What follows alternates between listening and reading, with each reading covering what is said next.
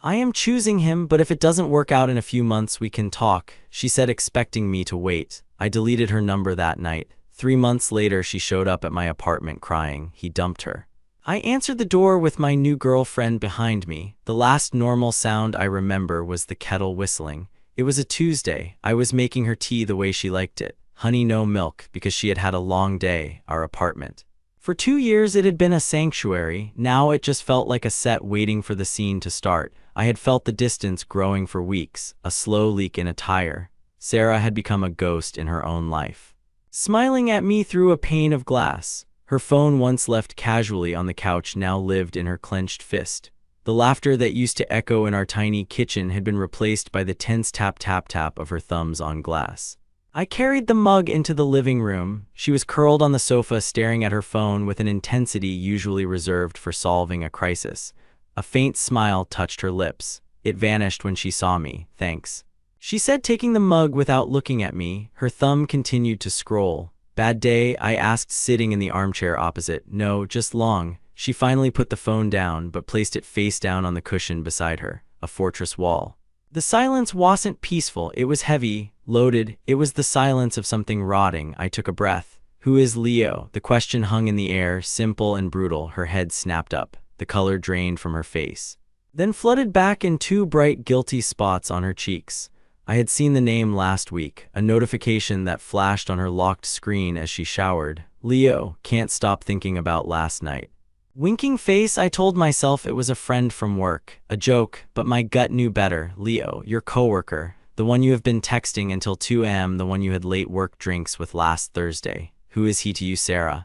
She didn't try to deny it. Instead, a strange relief seemed to wash over her, mixed with a defensive anger. She drew her knees up to her chest, wrapping her arms around them, not a posture of sadness, but of fortification. "He is a friend. He gets me, gets you." I repeated the words, letting their hollow echo fill the space. "And I don't. It is not that you don't," she said, her voice gaining a rehearsed momentum. "It is just, with you, it is all so planned. So safe. We have our routines, our little life. Leo is spontaneous. He sees the world differently. He makes me feel alive." "Alive," I said. The word tasted like ash. I thought of holding her hair back while she was sick with food poisoning, of driving across town at 3 a.m. to pick her up when her car broke down, of the quiet, steadfast living we had done together. That wasn't alive to her. "It was boring." "I love you," she said, and it was the worst thing she could have said. "But I am not in love with you anymore. It is like you are my best friend, and Leo, he is a spark. I need that spark." This is what psychologists call monkey branching, not letting go of one relationship until you have secured the next one. I just looked at her. I didn't cry. I didn't raise my voice. I just sat in the wreckage of our life and listened to her narrate the tour. Her posture softened slightly. She leaned forward, her voice dropping into a confidential, almost tender tone. "This was the real performance. Look," she said, reaching out to place her hand on my knee. I didn't pull away. I just looked at her hand, this familiar thing that now felt like a stranger's. "I am choosing him. I have to see where this goes. It feels important." She paused, searching my face for devastation, finding only stillness. "But he is unpredictable, you know. It might not work out. He is not stable like you are." She said stable like it was a disease, so I just need some time. "A few months. If it doesn't work out with him, we can talk, okay?" She squeezed my knee, a parody of comfort, a promise of future scraps from her table. "Just don't hate me. Don't close any doors. Can you do that for me?" The full, breathtaking audacity of it crashed over me. I wasn't a person to her. I was a pension plan. A reliable, boring fund she could cash in if her risky investment tanked. She had chosen to leave but demanded I hold my breath. My life in suspension until she decided if her choice was worthy. My heart didn't break in that moment. It turned to something else, something cold and hard and clear. I slowly, deliberately lifted her hand from my knee and placed it back in her own lap. The contact felt toxic. "I understand," I said, my voice quiet, flat, and utterly final. The confusion that flickered in her eyes was the first satisfying thing I had felt in weeks. She was prepared for tears, for yelling, for begging. This is called the pick-me dance, and I wasn't going to dance it. She was not prepared for a quiet man looking at her like she was a complicated problem he had just solved. She left an hour later. She packed a hastily filled suitcase, waiting for the other shoe to drop. It never did. When the suitcase zipper screeched in the quiet, she finally broke. Aren't you going to say anything? Her voice was sharp, frayed at the edges. I looked at her. At the suitcase, at the door, drive safe. The slam of the door was her final word. The apartment didn't feel empty then. It felt cleansed. If you think I was right to refuse to be her backup plan, hit the subscribe button. We talk about self-respect and boundaries here on Story Sparks. I didn't move for a long time. I listened to the silence. Then I got up and began. I started in the bathroom, her side of the counter, a hair dryer. 3 kinds of moisturizer, a ceramic jar full of bobby pins. I placed them neatly into a cardboard box. I didn't smell her shampoo. I just saw objects that needed relocating. I moved to the bedroom. My hands were steady. From the closet, I took the dresses she had left, the sweaters she deemed off-season. I folded them with a precision I didn't know I possessed, creating sharp, orderly rectangles of fabric. There was no rage in it. No cathartic hurling of memories. This was an exorcism performed with surgical calm. I was not erasing her. I was auditing inventory and removing what no longer belonged. With every item packed, the space felt more like my own. Later, I taped the boxes shut, the sound loud and definitive. I wrote Sarah in bold black marker on each one and lined them up by the front door like obedient soldiers. Then and only then I took out my phone. I navigated to her contact, a picture of her laughing, sunlight in her hair. I felt nothing. I hit edit. I deleted the number. I deleted the photo. I saved the contact as just Sarah, a blank generic entry.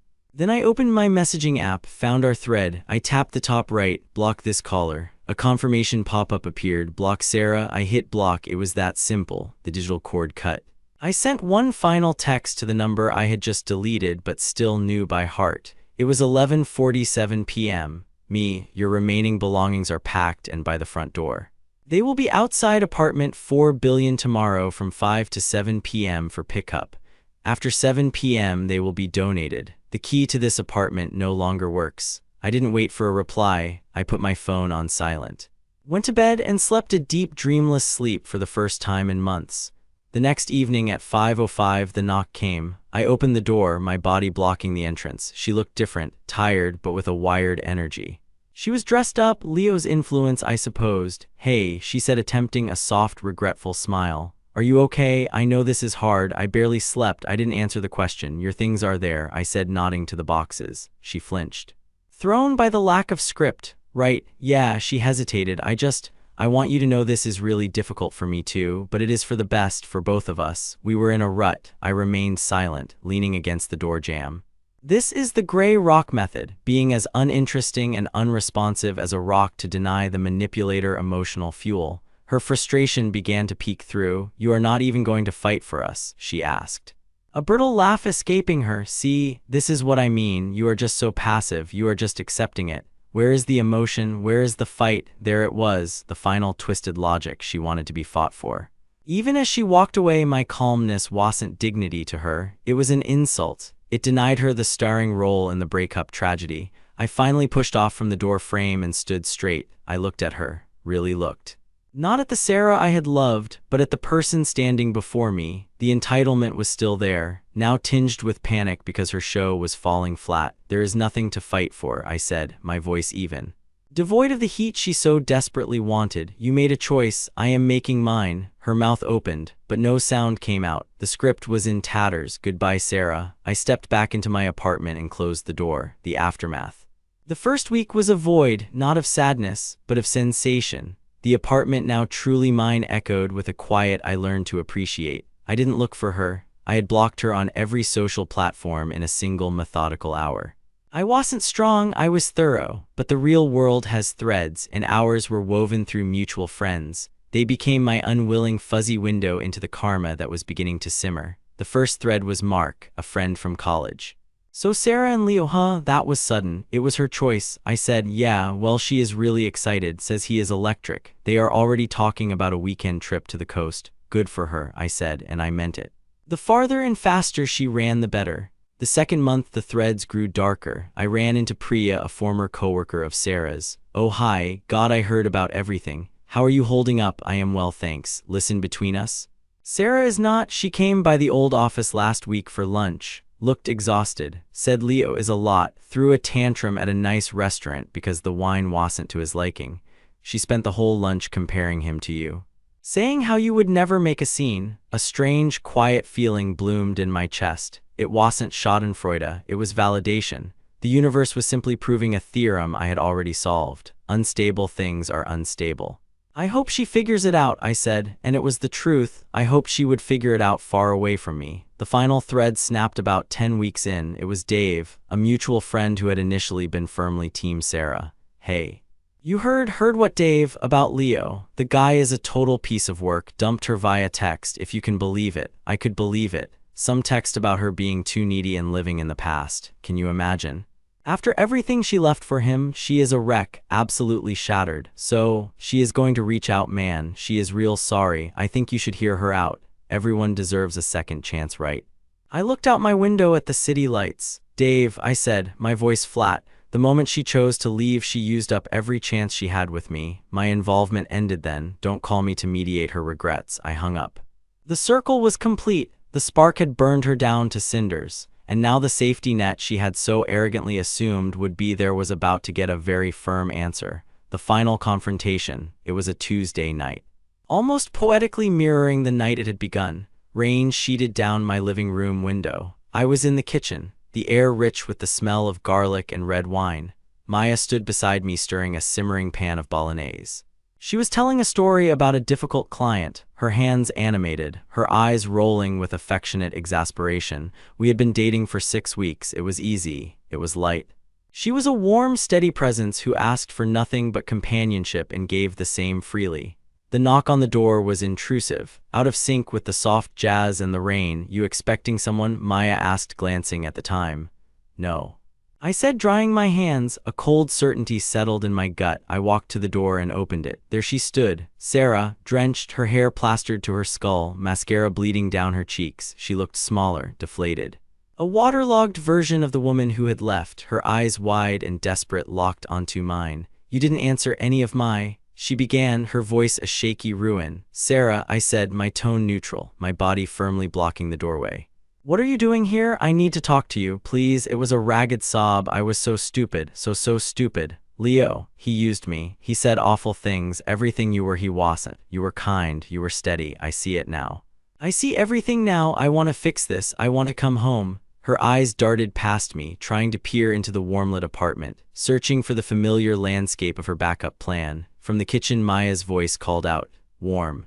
Curious, utterly unaware of the earthquake at the door. Babe, everything okay? The sauce is almost ready to plate. The effect was instantaneous. Sarah's face, already pale, went bone white. Her jaw went slack.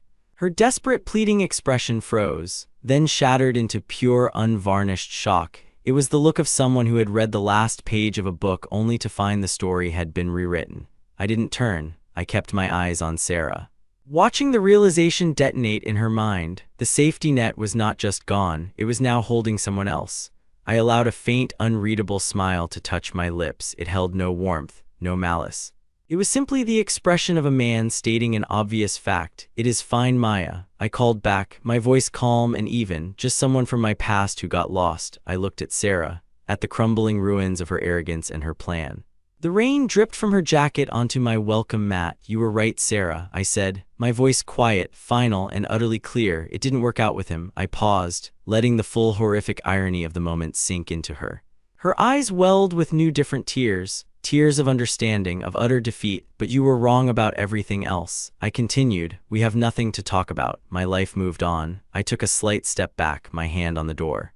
I suggest you do the same. I closed the door. The soft, definitive click of the latch was the period at the end of the sentence. I stood there for a second listening. I heard a choked sound, a muffled sob. And then the slow, shuffling footsteps retreating down the hall. I turned. Maya was leaning against the kitchen doorway, a gentle question in her eyes. Everything all right? I walked to her. The scent of garlic and herbs and her perfume enveloping me. I put my hands on her waist and kissed her forehead. Just a ghost, I said, and for the first time that night my voice was warm, infused with a present and tangible love. Now about that sauce, it smells incredible. She smiled, the question fading, trust replacing it. It is, you are going to love it. As I helped her plate the food, I felt it. A profound, quiet lightness. No anger, no lingering pain. Not even pity, just the serene, unshakable knowledge that the past was finally completely just that. The ghost had come calling, and finding no one home had simply faded away for good. Thanks for watching.